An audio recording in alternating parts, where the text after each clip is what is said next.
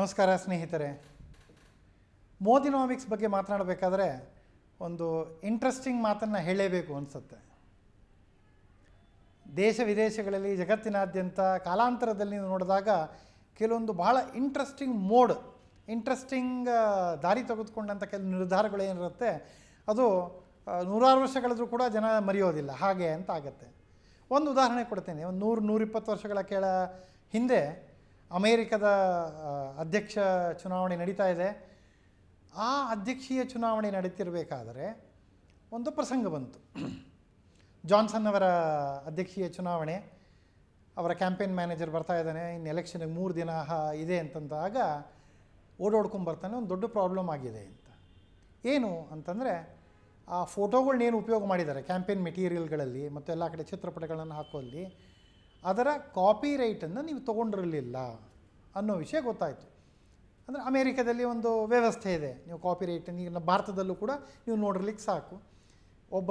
ಒಂದು ವ್ಯಕ್ತಿಯ ವೈಯಕ್ತಿಕ ಒಂದು ಕಾಪಿ ರೈಟ್ ಇದ್ದಾಕ್ಷಣ ಆತನ ಒಪ್ಪಿಗೆ ಪಡೆದು ಅಥವಾ ಫ್ರೀ ಕೊಟ್ಟರೆ ಫ್ರೀ, ದುಡ್ಡು ಕೊಟ್ಟರೆ ದುಡ್ಡು ಕೊಟ್ಟು ನೀವು ಉಪಯೋಗ ಮಾಡ್ಬೋದು, ಹೊರತಾಗಿ ಹಾಗೆ ನೀವು ಉಪಯೋಗ ಮಾಡೋ ಹಂಗಿಲ್ಲ. ಹಾಗೆ ಮಾಡಿದ್ದೇ ಆದ ಪಕ್ಷದಲ್ಲಿ ನಿಮಗೆ ಕಾಪಿರೈಟ್ ವೈಲೇಷನ್ ಪ್ರಕಾರವಾಗಿ ಲಕ್ಷಾಂತರ $1 ಕೊಡಬೇಕಾಗೋ ಪರಿಸ್ಥಿತಿ ಬಂತು, ಪೆನಲ್ಟಿ. ಅದಕ್ಕಿಂತ ಹೆಚ್ಚಾಗಿ ಕೆಟ್ಟ ಬ್ಯಾಡ್ ಪಬ್ಲಿಸಿಟಿ ಬರುತ್ತೆ. ಅಂದರೆ ನೀವು ಒಬ್ಬ ಬಡ ಫೋಟೋಗ್ರಾಫರ್ ದುಡ್ಡು ಕೂಡ ಕೊಡಲಿಲ್ಲ, ಆತನ ಫೋಟೋಗಳನ್ನ ಉಪಯೋಗ ಮಾಡಿಕೊಂಡ್ರಿ ಅನ್ನೋದು ಸರಿ ಬೇಡ. ಹಾಗಿದ್ರೆ ಅವನ್ನೆಲ್ಲನೂ ತೊಗೊಂಡಿರೋ ಫೋಟೋಗಳನ್ನ ಹರಿದು ಹಾಕಿಬಿಡೋಣ ಮತ್ತು ಹೊಸದಾಗಿರೋದನ್ನ ಮಾಡೋಣ ಅಂತಂದರೆ ಸಮಯಾವಕಾಶವಿಲ್ಲ. 10-15 ಲಕ್ಷಗಳಷ್ಟು ದುಡ್ಡು ಖರ್ಚು ಮಾಡಿ, $1,000,000 $1 ಖರ್ಚು ಮಾಡಿ ಎಲ್ಲ ಕಡೆ ಹಂಚಿದ್ದಾಗೋಗಿದೆ ದೇಶಾದ್ಯಂತ. ಈ ಪರಿಸ್ಥಿತಿ ಬಂದಾಗ ನೀವು ಯಾವ ಲೆಕ್ಕದಲ್ಲಿ ಅದಕ್ಕೆ ಸಮಾಧಾನ ಕಂಡುಕೊಳ್ತೀರಿ ಅನ್ನೋ ಪ್ರಶ್ನೆ ಬರುತ್ತೆ. ಕಂಗಾಲಾಗೋದು ಸಹಜ, ಜನ ಕಂಗಾಲಾಗ್ಬಿಡ್ತಾರೆ. ಕ್ಯಾಂಪೇನ್ ಮ್ಯಾನೇಜರ್ ಕೂಡ ಕಂಗಾಲಾಗ್ಬಿಟ್ಟ. ಆವಾಗ ಅಲ್ಲಿನ ಲೀಗಲ್ ಹೆಡ್ ಬರ್ತಾನಂತೆ, ನೀವು ಇದ್ರ ಬಗ್ಗೆ ವಿಚಾರ ಮಾಡಬೇಡಿ, ನಾನು ಹ್ಯಾಂಡಲ್ ಮಾಡ್ತೀನಿ. ಆ ಫೋಟೋಗ್ರಾಫರ್ಗೆ ಏನಿದ್ದಾರೆ ಇಮ್ಮಿಡಿಯೇಟಾಗಿ ಒಂದು ಟೆಲಿಗ್ರಾಮ್ ಕಳಿಸಿ, ಅಥವಾ ಯಾರೋ ಒಂದು ಗೊತ್ತಲ್ವ, ಕಳಿಸಿ ಟೆಲಿಗ್ರಾಮ್ ಏನು ಅಂತ ಹೇಳಿ ಅಂತ.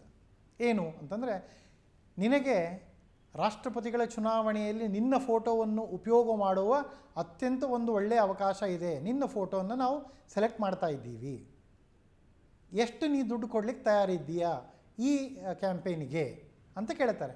ಆತ ಹೇಳ್ತಾನೆ, ಸ್ವಾಮಿ ನಾನು ಬಡವ ಇದ್ದೀನಿ, ನನ್ನ ಕೈಲಿ ಜಾಸ್ತಿ ಕೊಡ್ಲಿಕ್ಕೆ ಆಗೋದಿಲ್ಲ, $150 ಕೊಡ್ತೀನಿ, ದಯವಿಟ್ಟು ನನ್ನ ಫೋಟೋ ಉಪಯೋಗ ಮಾಡಿ ನನ್ನ ಫೋಟೋ ಅಂತ ಎಲ್ರಿಗೂ ಹೇಳಿ.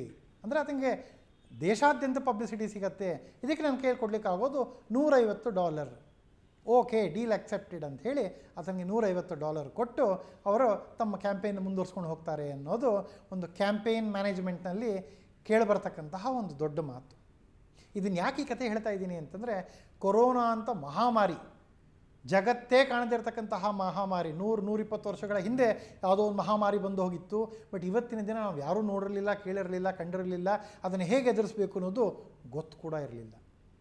ಇಂತಹ ಪರಿಸ್ಥಿತಿಯಲ್ಲಿ ಏನಾಯಿತು, ಲಾಕ್ಡೌನ್ ಅಂತ ಬಂದಾಗ ಪ್ರತಿಯೊಂದು ದೇಶಗಳು ಕೂಡ ತಮ್ಮ ಲಾಕ್ಡೌನ್ ಮಾಡಿಕೊಂಡ್ರು, ತಮ್ಮ ದೇಶಗಳನ್ನ ತಾವು ಉದ್ಧಾರ ಮಾಡ್ಕೋಬೇಕು ಅನ್ನೋದನ್ನು ಮಾಡಿಕೊಂಡ್ರು. ಆದ್ದರಿಂದ ಬೇರೆ ದೇಶಗಳಲ್ಲಿ ಬರ್ತಕ್ಕಂಥ ಇನ್ವೆಸ್ಟ್ಮೆಂಟ್ಗಳು ಕಡಿಮೆ ಆಗೋದು ಸಹಜೀಕ ಆಯಿತು. ಮೋದಿಯವರ ಮುಂದಿದ್ದ ಚಾಲೆಂಜ್ ಇದು, ದೇಶದ ಮುಂದಿದ್ದ ಚಾಲೆಂಜ್ ಅದು. ನಮ್ಮ ದೇಶದಲ್ಲಿ ಬೇರೆ ದೇಶದವರು ಹಣವನ್ನು ಇನ್ವೆಸ್ಟ್ ಹೇಗೆ ಮಾಡಬೇಕು, ನಿವೇಶ ಹೇಗೆ ಮಾಡಬೇಕು, ಅದನ್ನು ಮಾಡಲಿಕ್ಕೆ ನಾವು ಯಾವ ಲೆಕ್ಕದಲ್ಲಿ ನಾವು ಒಂದು ಉಪಾಯವನ್ನು ಮಾಡಬೇಕು.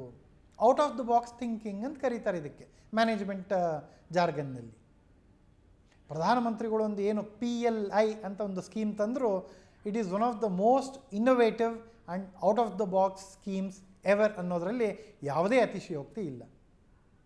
ಮುಂಚೆ ಹೇಗಿರ್ತಿತ್ತು, ಒಂದು ಇನ್ವೆಸ್ಟ್ಮೆಂಟ್ ಮಾಡಬೇಕು, ಒಬ್ಬ ಉದ್ಯೋಗಪತಿಯನ್ನು ದಯವಿಟ್ಟು ಬಂದು ನಮ್ಮ ಊರಿಗೆ ಬಂದು ನೀವು ಒಂದು ಫ್ಯಾಕ್ಟ್ರಿ ಹಾಕಿ ಅಂತಂದ್ರೆ ನೀವೇನು ಮಾಡ್ತಿದ್ರಿ, ಆತನ ಕಾಲು ಹಿಡಿಯೋದನ್ನು ಬಾಕಿ, ನಿಮಗೆ ಭೂಮಿ ಫ್ರೀಯಾಗಿ ಕೊಡ್ತೀವಿ ಅಥವಾ ಭಾಳ ಕಡಿಮೆ ದರದಲ್ಲಿ ಕೊಡ್ತೀವಿ, ನಿಮಗೆ ನೀರು ಫ್ರೀಯಾಗಿ ಕೊಡ್ತೀವಿ, ವಿದ್ಯುತ್ ಶಕ್ತಿ ಫ್ರೀ ಕೊಡ್ತೀವಿ, ಅದಲ್ಲದೆ ಸಬ್ಸಿಡಿ ಅಂತಲೇ ಮುಂಚೆನೇ 5, 10, 20, 50 ಕೋಟಿ ರೂಪಾಯಿ ಕೊಡ್ತೀವಿ, ದಯವಿಟ್ಟು ಬಂದು ನೀವು ಇನ್ವೆಸ್ಟ್ಮೆಂಟ್ ಮಾಡಿ ಅಂತ ಹೇಳ್ತಿದ್ರು. ಇಷ್ಟು ಕೊಟ್ಟ ಮೇಲೂ ಅರ್ಧಕ್ಕರ್ಧ ಜನ ಬರ್ತಾನೆ ಇರ್ತಿರಲಿಲ್ಲ. ಬಂದು 10 ವರ್ಷಗಳ ನಂತರ ಅದನ್ನು ಮಾರ್ಕೊಂಡು ಹೋಗ್ಬಿಡ್ತಿದ್ರು, ಭೂಮಿನ ಉಂಡು ಹೋದ ಕೊಂಡು ಹೋದ ಅಂತ ಆಗೋದು. ಮೋದಿಯವರು ಭಾಳ ಒಂದು ಇಂಟ್ರೆಸ್ಟಿಂಗ್ ಆಗಿರೋ ಒಂದು ಸ್ಕೀಮ್ ತಂದರು, ಪ್ರೊಡಕ್ಷನ್ ಲಿಂಕ್ಡ್ ಇನ್ಸೆಂಟಿವ್ ಅಂತ ಹೇಳಿ. ಅಂದರೆ ಏನು ಅಂತಂದರೆ, ನೀವು ಉತ್ಪಾದನೆ ಏನು ಮಾಡ್ತಿದ್ದೀರಿ, ಇವತ್ತಿನ ತನಕ ಏನು ಮಾಡ್ತಿದ್ದೀರಿ, ಅದು ಬೇಸ್ ಅಂತ ಆಗೋಯಿತು. ಆ ಬೇಸನ್ನು ಮೀರಿ ನೀವು ಹೆಚ್ಚಿನ ಉತ್ಪಾದನೆ ಏನು ಮಾಡ್ತಾ ಹೋಗ್ತೀರಿ, ಎಷ್ಟು ಹೆಚ್ಚು ಉತ್ಪಾದನೆ ಮಾಡ್ತೀರೋ ಅಷ್ಟರ 4 ರಿಂದ 6 ಕೆಲವೊಂದಕ್ಕೆ 4, ಕೆಲವೊಂದಕ್ಕೆ 6 ಇದೆ, ಒಂದು 5 ಅಂತ ಇಟ್ಕೊಳ್ಳೋಣ ಆ್ಯಾವ್ರೇಜ್ ಆಗಿ. 5% ಅಷ್ಟು ಇನ್ಸೆಂಟಿವ್ ನಿಮಗೆ ವಾಪಸ್ ಕೊಡ್ತೇನೆ. ಅಂದರೆ ನೀವು ಮುಂಚೆ 10 ಕೋಟಿಯಷ್ಟು ಪ್ರೊಡಕ್ಷನ್ ಮಾಡ್ತಿದ್ರಿ ಅಂತ ಇಟ್ಕೊಳ್ಳಿ. ಈಗ 110 ಕೋಟಿಯಷ್ಟು ಪ್ರೊಡಕ್ಷನ್ ಮಾಡ್ತೀರಿ ಅಂತಂದರೆ 110ರಲ್ಲಿ 10 ತೆಗೆದುಬಿಟ್ರೆ ಅಡಿಷ್ನಲ್ ಆಗಿ ಬಂದಿದ್ದು 100 ಕೋಟಿಯಷ್ಟು ಉತ್ಪಾದನೆ ಪ್ರೊಡಕ್ಷನ್. ಆ 100 ಕೋಟಿ ಉತ್ಪಾದನೆಗೆ ನಿಮಗೆ 5%ಅನ್ನು ನಾನು ನಿಮಗೆ ಇನ್ಸೆಂಟಿವ್ ಮುಖಾಂತರ ವಾಪಸ್ ಕೊಡ್ತೇನೆ. ಆ 5%ನ ಗಾತ್ರ ಎಷ್ಟು ಅಂತಿಟ್ಟರೆ 2 ಲಕ್ಷ ಕೋಟಿಗಳಷ್ಟು. ಅಂದರೆ ಮ್ಯಾಥಮೆಟಿಕ್ಸಲ್ಲಿ ನೀವು ನೋಡೋ ಹಾಗೆ 2 ಲಕ್ಷ ಕೋಟಿ = 5% ಅಂತಂದರೆ ನೀವು 100% ಎಷ್ಟಾಗತ್ತೆ ಅಂತಂದರೆ ಅದರ 20 ಪಟ್ಟಾಯಿತು. ಅಂದರೆ ಮೋದಿಯವರ ಪರಿಕಲ್ಪನೆ ಏನಿತ್ತು, ಕೊರೋನಾ ಅಂತ ಸಂದರ್ಭದಲ್ಲೂ ಕೂಡ ದೇಶದಲ್ಲಿ ಉದ್ಯೋಗಪತಿ ಬಂದು ಉದ್ಯೋಗ ಇನ್ವೆಸ್ಟ್ ಮಾಡಬೇಕು ಅವನು ಉದ್ಯೋಗಕ್ಕಾಗಿ ಅಂತ. ಸರ್ಕಾರ 1 ಪೈಸಾ ಅಪ್ಫ್ರಂಟ್ ಕೊಡಲಿಲ್ಲ, ಅನುಕೂಲ ಮಾಡಿಕೊಟ್ರು. ಈಸ್ ಆಫ್ ಡೂಯಿಂಗ್ ಬಿಸ್ನೆಸ್ ಮೋದಿಯವರು ಏನು ತಂದಿದ್ದರು ಕಳೆದ 5 ವರ್ಷಗಳಲ್ಲಿ, ಅದರ ಬಗ್ಗೆ ನಂಬಿಕೆ ಇತ್ತು ಜನಕ್ಕೆ, ಕ್ರೆಡಿಬಿಲಿಟಿ ಇತ್ತು, ವಿಶ್ವಾಸ ಇತ್ತು. ಮೋದಿಯವರು ಹೇಳಿದ್ರು ಈಸ್ ಆಫ್ ಡೂಯಿಂಗ್ ಬಿಸ್ನೆಸ್ನಲ್ಲಿ ನಾವು ಪ್ರತಿಯೊಬ್ಬರಿಗೂ ಕೂಡ ಅನುಕೂಲ ಮಾಡಿಕೊಡ್ತೀವಿ, ನೀವು ಬಂದು ಇನ್ವೆಸ್ಟ್ ಮಾಡಿ ಅಂಥೇಳಿ. ಇನ್ವೆಸ್ಟ್ ಮಾಡಿದ್ರು ಜನ. ಒಂದು ಸಣ್ಣ ಉದಾಹರಣೆ ಕೊಡ್ತೀನಿ, ಇನ್ವೆಸ್ಟ್ ಮಾಡೋದ್ರಿಂದ ಏನು ಅಂತ. ಉದ್ಯೋಗಪತಿ ತಾನು ಇನ್ವೆಸ್ಟ್ ಮಾಡ್ತಾನೆ, ಉದ್ಯೋಗಪತಿ ತಾನು ಫ್ಯಾಕ್ಟ್ರಿ ಹಾಕ್ತಾನೆ, 100 ಜನನ ಕೆಲಸಕ್ಕೆ ತೊಗೊಳ್ತಾನೆ. ಆ ಕೆಲಸ ಮಾಡೋದ್ರಿಂದ ಅವ್ರ ಕೈಯಲ್ಲಿ ದುಡ್ಡು ಅನ್ನೋದು ಬರುತ್ತೆ, ಮತ್ತು ಚಲಾವಣೆ ಅನ್ನೋದಾಗತ್ತೆ. ಆ ಲೆಕ್ಕದಲ್ಲಿ ಲೋಕಲ್ ಎಕಾನಮಿ ಮತ್ತು ರಾಷ್ಟ್ರೀಯ ಎಕಾನಮಿ ಡೆವಲಪ್ ಆಗ್ತಾ ಹೋಯಿತು. ಒಂದು ಕ್ಷೇತ್ರದ ಉದಾಹರಣೆ, PLI 14 ಕ್ಷೇತ್ರಕ್ಕೆ ಬಂತು. ಇನಿಷಿಯಲಿ APIL ಬಂತು, ಫಾರ್ಮಾದೊಳಗೆ, ಮೊಬೈಲ್ ಫೋನಲ್ಲಿ, ಎಲೆಕ್ಟ್ರಾನಿಕ್ಸಲ್ಲಿ ಬಂತು. ಮೊಬೈಲ್ ಫೋನ್ ಉದಾಹರಣೆ ಕೊಡಬೇಕು ಅಂತಂದರೆ 13-14ನೇ ಇಸ್ವಿ ಒಳಗೆ ದೇಶದಲ್ಲಿ ಉಪಯೋಗ ಮಾಡ್ತಿದ್ದ ಸ್ಮಾರ್ಟ್ಫೋನ್ಗಳಲ್ಲಿ 88% ಆಮದಾಗ್ತಿತ್ತು. ಬೇರೆ ದೇಶದಲ್ಲಿ ಮಾಡಿದ್ದನ್ನು ಆಮದು ಮಾಡ್ಕೊಳ್ತಾ ಇದ್ವಿ. ಇವತ್ತಿನ ದಿನದಲ್ಲಿ ನೋಡಿದಾಗ ದೇಶದಲ್ಲಿ ನಾವು 95%ಗಳಷ್ಟು ಮೇಡ್ ಇನ್ ಇಂಡಿಯಾ ಫೋನ್ಗಳನ್ನೇ ನಾವು ಉಪಯೋಗ ಮಾಡ್ತಾ ಇದ್ದೀವಿ. ಅಂತಂದರೆ ಏನಾಯಿತು, ಇದಲ್ಲದೆ ನಾವು ನಿರ್ಯಾತ ಕೂಡ ಮಾಡ್ತಾಯಿದ್ದೀವಿ, ಎಕ್ಸ್ಪೋರ್ಟ್ ಕೂಡ ಮಾಡ್ತಾ ಇದ್ದೀವಿ. ಒಂದೇ ಒಂದು ಸ್ಕೀಮ್, ಕೈಯಿಂದ ಅಪ್ಫ್ರಂಟ್ 1 ಪೈಸಾ ಕೊಡಲಿಲ್ಲ ಮೋದಿಯವರು, ದೇಶದ 1 ಪೈಸಾ ಹೊರಗೆ ಹೋಗಲಿಲ್ಲ. ಭೂಮಿಗೂ ಉದ್ಯೋಗಪತಿನೇ ಇನ್ವೆಸ್ಟ್ ಮಾಡ್ತಾನೆ, ಕೆಲಸಕ್ಕೆ ಜನನೂ ತಾನೇ ತೊಗೊಳ್ತಾನೆ, ಪ್ರೊಡಕ್ಷನ್ನೂ ಕೂಡ ಮಾಡ್ತಾರೆ, ಎಕ್ಸ್ಪೋರ್ಟ್ ಕೂಡ ಮಾಡ್ತಾರೆ.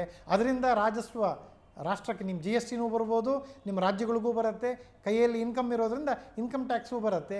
ಕೇವಲ ವಾಪಸ್ ಕೊಟ್ಟಿದ್ದು 5%. ಅಂದರೆ ಇದು ಒಂದು ವಿನ್ ವಿನ್ ಅಂತ ಏನು ಕರಿತೀವಿ ಇಂಗ್ಲೀಷ್ನಲ್ಲಿ, ಅಂತಹ ಒಂದು PLI ಸ್ಕೀಮ್. ಇಲ್ಲಿವರೆಗೂ ಯಾವುದೇ ಒಬ್ಬ ರಾಷ್ಟ್ರ ನಾಯಕರು ಇಂತಹ ಒಂದು ಸ್ಕೀಮನ್ನು ಕಂಡುಹಿಡಿದಿರಲಿಲ್ಲ. ಇಂತಹ ಸ್ಕೀಮನ್ನು ತಂದು ಇವತ್ತಿನ ದಿನ ಉದಾಹರಣೆ ಕೊಟ್ಟೆ ನಾನು. ಮೊಬೈಲ್ ಫೋನ್ ಅನ್ನೋದರಲ್ಲಿ ಮುಂಚೆ ನಾವು ಕೇವಲವಾಗಿ ಇಂಪೋರ್ಟ್ ಮಾಡ್ತಿದ್ವಿ, ಇವತ್ತು ಸಂಪೂರ್ಣವಾಗಿ ಎಕ್ಸ್ಪೋರ್ಟ್ ಮಾಡ್ತಾ ಇದ್ದೀವಿ. ಮತ್ತು ದೇಶದೊಳಗೆ ಆ್ಯಪಲ್ ಅಂತಹ ಕಂಪ್ನಿಗಳು ಕೂಡ ಬಂದು ಉತ್ಪಾದನೆ ಮಾಡ್ತಾ ಇದೆ.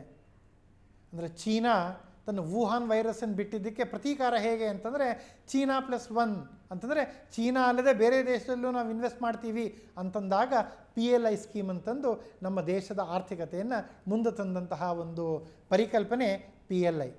ಇದರ ಔಟ್ಕಮ್ ಏನಾಯ್ತು ಹೇಳಿ ಅಂತಂದರೆ ದೇಶ ವಿದೇಶಗಳಲ್ಲಿ ರಿಸೆಷನ್ ಅಂತಂದರೆ ಮಂದಗತಿಯಲ್ಲಿ ನಡೀತಾ ಇದೆ, ಕೆಲವು ಹಿಂದಕ್ಕೆ ಹೋಗ್ತಾ ಇದೆ ಅಂತಾದಾಗ ಭಾರತ ಮಾತ್ರ 7% ಗಾತ್ರದಲ್ಲಿ ಮುಂದೆ ನಡೀತಾ ಇದೆ, ಓಡ್ತಾ ಇದೆ. IMF ಹೇಳುತ್ತೆ ಭಾರತ ಅನ್ನೋದು it is a bright star in an otherwise gloomy world. ಅಂತಂದರೆ ಮಿಕ್ಕಿದೆಲ್ಲರೂ ಕೂಡ ಕಗ್ಗತ್ತಲಿರಬೇಕಾದ್ರೆ ಭಾರತ ಒಂದು ಹೊಳೆಯುವ ನಕ್ಷತ್ರ ಇದ್ದಂತೆ 7% ಗಾತ್ರದಲ್ಲಿ ಬೆಳೀತಾ ಇದೆ. ಅಂದರೆ ಇಂತಹ ಒಂದು ಚಿಂತನೆ ಕೇವಲ ದೇಶದ ಕಷ್ಟ ಸುಖಗಳನ್ನು ಅರ್ಥ ಮಾಡಿಕೊಂಡು ಒಂದು ವಿನ್ ವಿನ್ ಸಿಚುಯೇಷನ್ ತರ್ತಕ್ಕಂತಹ ಮೋದಿನಾಮಿಕ್ಸ್ ಇಂದ ಮಾತ್ರ ಸಾಧ್ಯ ಅನ್ನೋದನ್ನು ಹೇಳಲಿಕ್ಕೆ ಬಹಳ ಹೆಮ್ಮೆ ಆಗತ್ತೆ. ನಮಸ್ಕಾರ. ಅನುಕ್ಷಣದ ಸುದ್ದಿಗಳಿಗಾಗಿ ವಿಸ್ತಾರ ನ್ಯೂಸ್ ಯೂಟ್ಯೂಬ್ ಚಾನೆಲ್ ಸಬ್ಸ್ಕ್ರೈಬ್ ಮಾಡಿ. ಹೊಸ ಸುದ್ದಿಗಳ ನೋಟಿಫಿಕೇಶನ್ಗಾಗಿ ಬೆಲ್ ಐಕಾನ್ ಕ್ಲಿಕ್ ಮಾಡಿ. ಲೇಟೆಸ್ಟ್ ಅಪ್ಡೇಟ್ಸ್ಗಾಗಿ www.vistaranews.com ವೆಬ್ಸೈಟ್ಗೆ ವಿಸಿಟ್ ಮಾಡಿ. ಅಂಗೈಯಲ್ಲೇ ಜಗತ್ತಿನ ಸುದ್ದಿ ತಿಳಿಯಲು ವಿಸ್ತಾರ ನ್ಯೂಸ್ ಕನ್ನಡ ಆಪ್ ಡೌನ್ಲೋಡ್ ಮಾಡಿ.